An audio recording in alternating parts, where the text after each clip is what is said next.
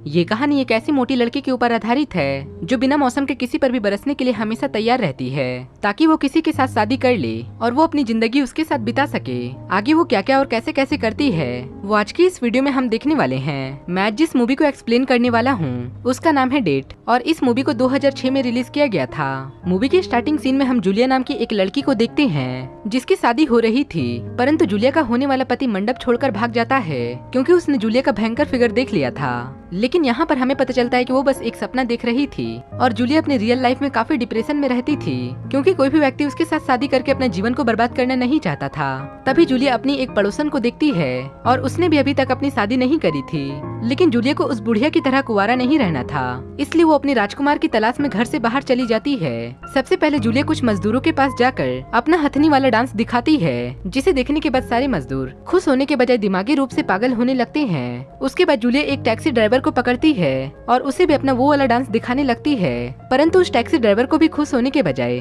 पागलों वाले मिर्गी के दौरे पड़ने लगते हैं और उसे टैक्सी में भी नहीं बैठाता। जिसके बाद जूलिया लड़का ढूंढने के चक्कर में पूरे शहर में तहलका मचा देती है और कोई भी रिस्पांस ना मिलने की वजह से वो थक हार कर अपने फादर के ढाबा पर जाती है कि जूलिया अपने लिए एक लड़का ढूंढने के लिए गई थी, जिस पर उसके डैड उससे कहते हैं कि तुमसे शादी कोई हब से ही करेगा क्योंकि वो खुद भी जूलिया के साथ ही खड़े थे। लेकिन तभी उसी दौरान जूलिया की मॉम वहाँ पर आती है जो कि एक इंडियन थी, जिस पर उसके मॉम उसके डैड से कहती कि ना जी ना, हमारी बेटी की शादी तो किसी गुटखा खाने वाले रामू से होगी। लेकिन तभी वहाँ पर उसकी बहन आती है जो कि एक जापानीज थी, जिस पर वो उससे कहती कि ना जी ना, जीजो तो बस जापानी ही होने चाहिए। और इतने सारे बकचोदी होने के बाद ये लोग आपस में ही रायता फैला देते हैं और इतनी सारी बातों को सुनने के बाद जूलिया वहाँ से कॉफी पीने के लिए चली जाती है और कॉफी लेते समय जूलिया एक बंदे को देखती है जिसका नाम ग्रैंड था, जिसे देखने के बाद जूलिया उसके पहली नजर में ही उससे फिदा हो जाती है और ग्रैंड भी जूलिया को देखकर उसको पहले ही नजर में पसंद करने लगा था। तभी जूलिया के डैड उसे आवाज लगाकर जूलिया को अपने पास बुलाते हैं, लेकिन अचानक मुड़ने की वजह से जूलिया की केतली ग्रैंड के सर पर लगती है जिसकी वजह से वो वहीं पर गिर जाता है और बेहोश हो जाता है। जूलिया आगे जाने के बाद ग्रैंड को पीछे मुड़कर देखती है,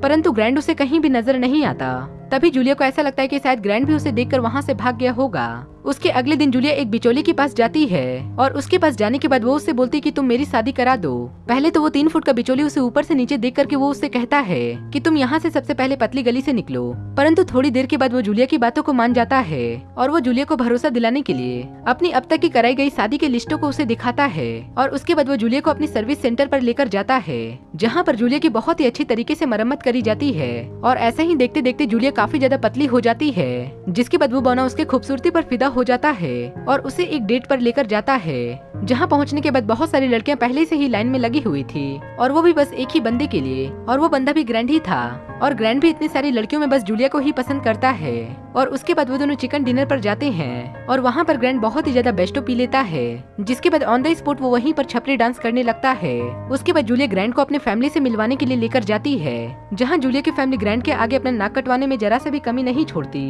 उसके बाद ग्रैंड अपने फैमिली से मिलने के लिए जूलिया को अपने साथ लेकर जाता है जहाँ पर ग्रैंड की फैमिली भी कुछ कम नहीं थी। अगले सीन में हम देखते हैं कि जूलिया के डैड जूलिया को निक से शादी करने के लिए कहते हैं, लेकिन जूलिया तो ग्रैंड का हुलिया देखकर उसके पीछे पागल हो चुकी थी। जिसके बाद ग्रैंड और जूलिया एक मैरिज ब्यूरो पर जाते हैं और उसे देखने के बाद इन दोनों का सारा मूड खराब हो जाता है, लेकिन इन दोनों के पास कोई भी ऑप्शन ना होने की वजह से वो दोनों वहीं पर शादी का प्लान बनाते हैं और उसके बाद ये दोनों एक वाटर पार्क में घूमने के लिए जाते हैं और वहाँ पर पहुँचने के बाद ग्रैंड को अपनी पहली वाली एक्स गर्लफ्रेंड नजर आती है और उसके बाद वो अपने एक्स गर्लफ्रेंड के साथ फ्री में बकचोदी के फार्म भरने लगता है और ये देखने के बाद जूलिया के हर जगह आग लग जाती है। तभी यहाँ पर सीन स्विच होता है और हम जूलिया के उसके शादी वाले दिन को देखते हैं जहाँ पर ग्रैंड की एक्स भी वहाँ पर आई हुई थी और जूलिया की ड्रेस कुछ ज्यादा ही लंबी थी और वो ड्रेस में उलझने की वजह से वो एक एमसीबी से जाकर टकरा जाती है और उसी समय उसे 440 वोल्ट का उसे झटका लगता है और वो वहीं पर बेहोश हो जाती है और होश में आने के बाद जूलिया के पास एक सुपर पावर आ जाता है जिसकी वजह से वो लोगों के मन की बातों को सुन सकती थी।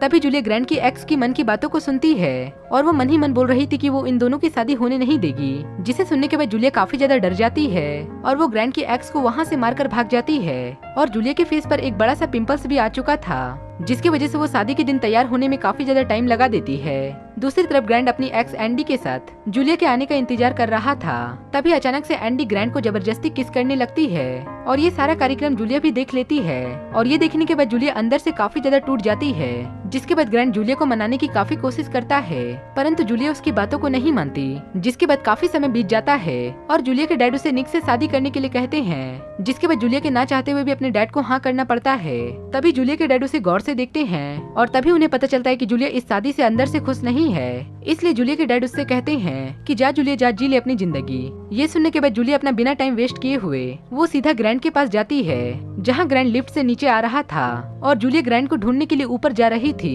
तभी जूलिया बिल्डिंग के छत पर खड़ी हो जाती है और छत की ग्रिल अचानक से टूट जाती है और वो सीधा ग्रैंड की बाहों में गिरती है। उसके बाद ग्रैंड अपनी दिल की सारी बातों के बारे में बताता है, जिसके बाद वो दोनों आपस में शादी कर लेते हैं और ये मूवी यहीं पर समाप्त हो जाती है।